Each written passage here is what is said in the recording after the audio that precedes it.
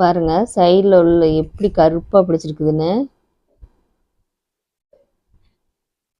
ஒரு நாள் நைட்டு ஃபுல்லாக வைக்கவும் தான் இந்த ரிசல்ட் கிடச்சிருக்குதுங்க.